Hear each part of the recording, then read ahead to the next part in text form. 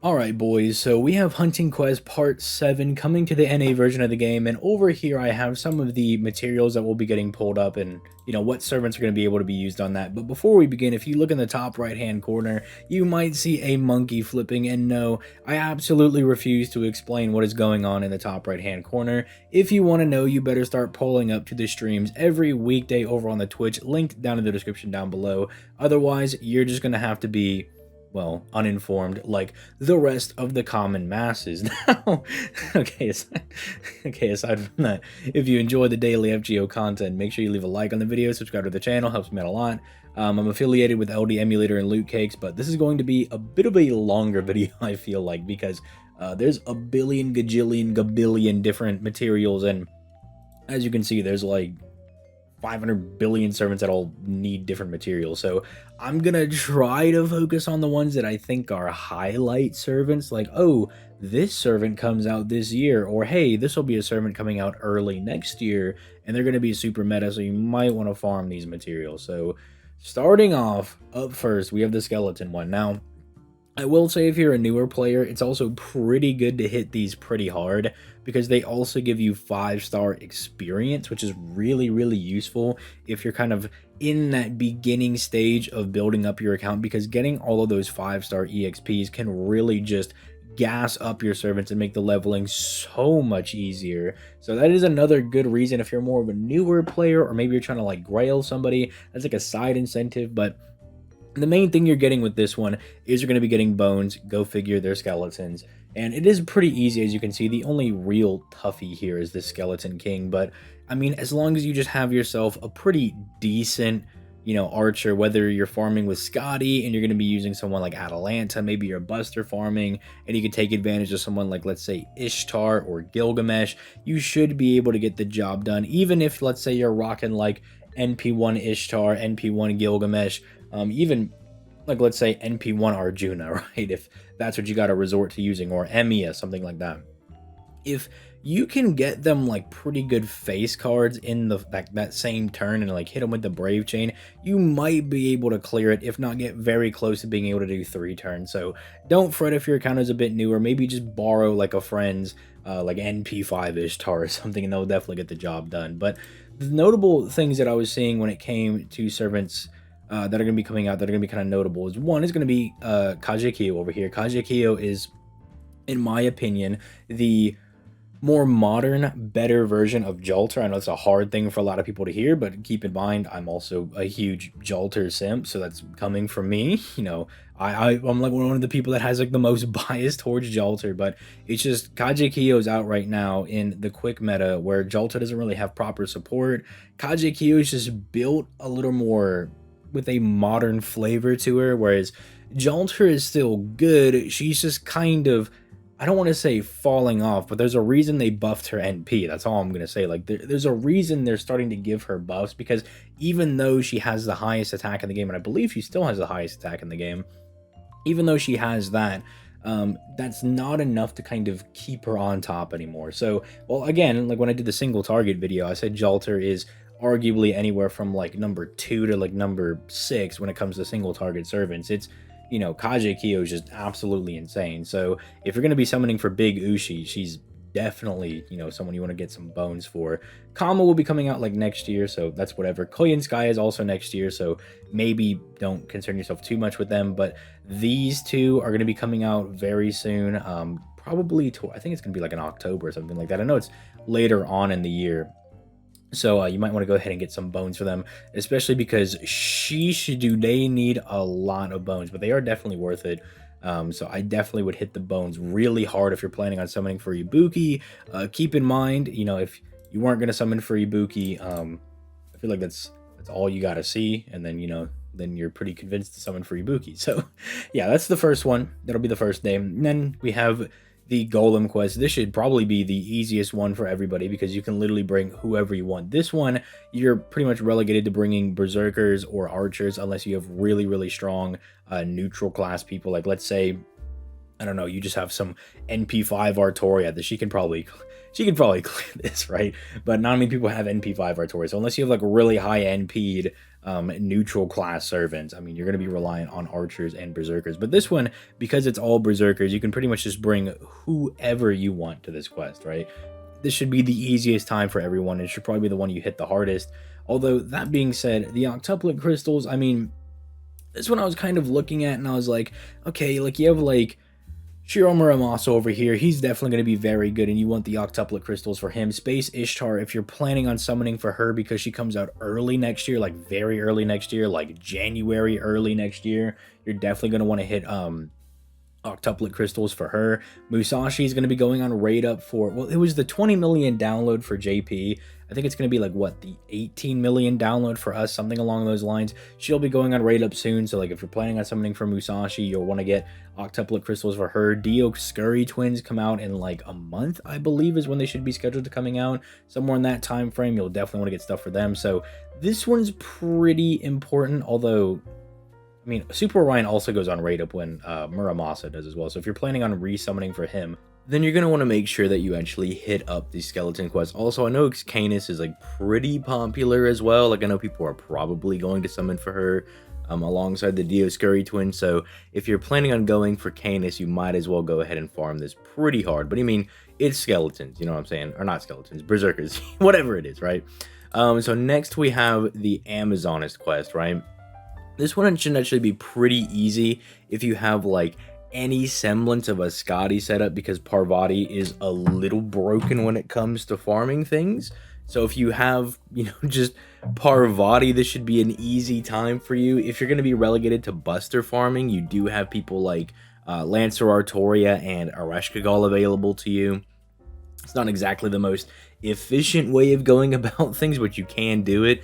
And then, I mean, we all learned from the Benny Enma event that Fion is pretty good at looping, so if you want to do some kind of art setup, you can always do it with Fion as kind of like a little budget thing set up. But if you come over here, you guys will maybe notice that Space Ishtar is on like 4 of these things. Yeah, a lot of these are very important if you plan on summoning for Space Ishtar at the beginning of next year. Koyanskaya a bit later. I mean, you could try to prep things for her now if you want to go ahead and do that, but she and like people like Kama are a bit far out. And then really, there's not a whole lot of other notable people that are going to be coming out. I mean, Canis pops up again, and she does need quite a few of these plumes, but I mean, Odysseus, I don't really think Odysseus is like a very like high ticket servant that people are going to be summoning for. I haven't really seen a lot of hype surrounding him. Like, people are excited for him to come out, they think he's cool, but it's not like, oh my goodness, I can't wait for Odysseus next month. So aside from that, I mean, Crane, I guess, maybe if you're prepping for next year, but again, that's a little, it's earlier next year. But the plumes, as you can see, there's not a whole lot of like high ticket people coming out for plumes, so it's not the one to really worry about. Then we come down to the assassin dudes. This one can be a little annoying because the problem with berserker enemies that I didn't mention earlier is that they give you not a whole lot of refund back. If you guys don't know, basically depending on the class of enemy that you fight in FGO, you'll refund more NP. So you'll notice that when you're fighting, say, caster enemies, you have a really easy time refunding your NP because caster enemies give you the most refund back, whereas berserkers give you, like, I think the least NP back. So this one might be a bit of a struggle. Going for it, I mean, you could try to do looping with people like Anastasia or, what's her name? Scheherazade, right? If you want to use art setups. We really don't have a good quick caster available to us. So, I mean, you could try to just use Edmond Dantes or Lancelot if you'd like to do that.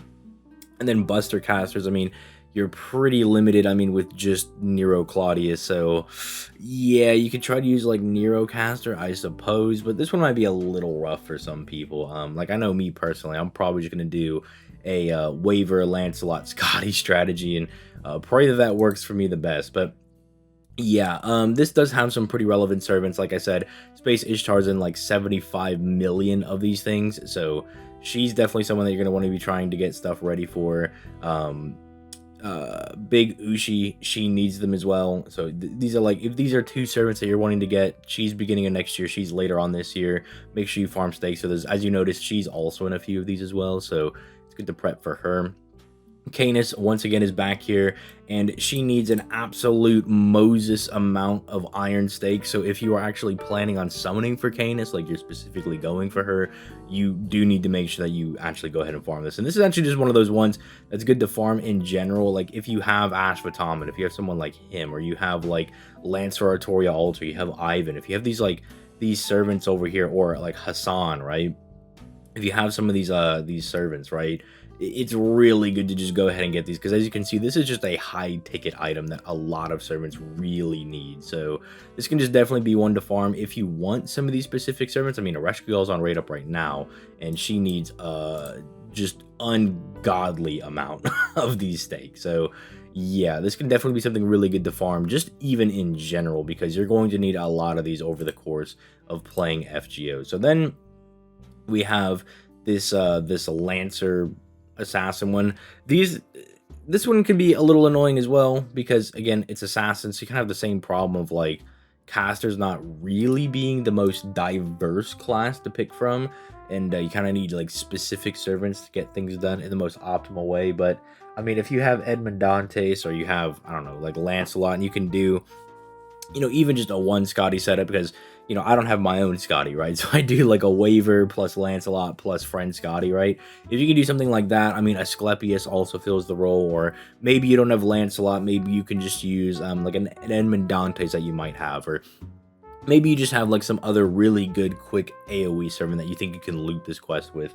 That can definitely get it done, because when they start mixing things like this, it can definitely get really annoying when it comes to looping. So looking at the balls, there's not really a whole lot of servants that I actually think really need these things, because I was looking over this one and I was like, huh, there's not a whole lot of people that actually need the balls, right? Because like you're coming out next year, but you're pretty later next year. Like it's not something to really worry about. Same for you. Like this is kind of like you can prep these if you really want, but as you can see, it's like not a whole lot of people are like, man, I need 500 billion balls to get my thing done.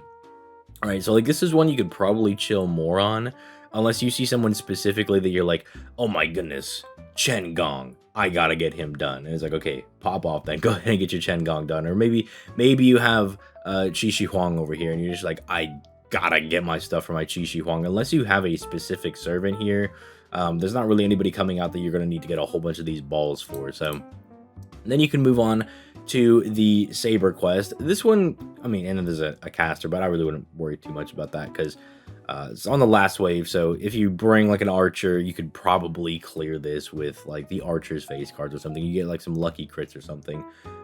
This one's going to be really good for Atalanta, and Atalanta actually fits that niche pretty well, because Atalanta drops 500 billion stars. So if your Atalanta is like NP2 and maybe doesn't clear the Sphinx, you can just do some crits at the end and, you know, guarantee kill that way.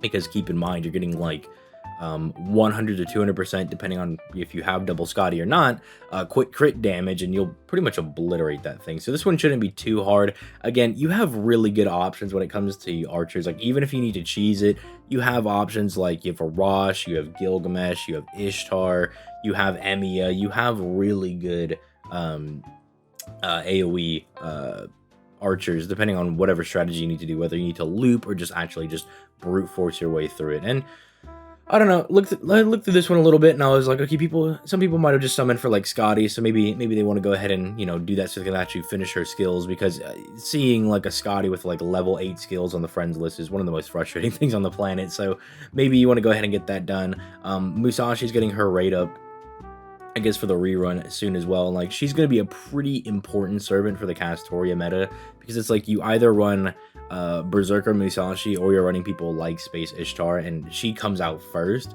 So if you want to try your luck at getting Berserker Musashi before Space Ishtar comes out at the beginning of next year, this can definitely be very good to being able to get all of her skills done. But then, I don't know, everyone else, it was like Vitra comes out, but Vitra for me is not a very high ticket servant to get. Like it's neat when she comes out, and she's not bad, but she's kind of just there for me as someone that does have her on the JP version of the game. It's just, she's right? Like if you get her, she's fine. Like she's not bad, but she ain't great, you know what I'm saying? So that's kind of how that works. I mean, if you want to do the U thing, because she's free to play this year and you want to get her done, You could definitely use the permafrost for that, but not a whole lot of high ticket things for this one. Again, if you see someone on this list that you have, and you're like, oh man, I have Ruler Artorian, I need to get her done, then by all means farm this and get that done. But aside from that, there's not like any super high, mega, giga strong servants coming out, right? There's nothing, no one super insane. Some of these have double drops as well. Like I need to go back and look, because yeah, like this one, yeah. Because I have this, I was like, I have other tabs pulled up. I was like, yeah, because some of these drop double. So I'll draw up the Warhorse Horn, although.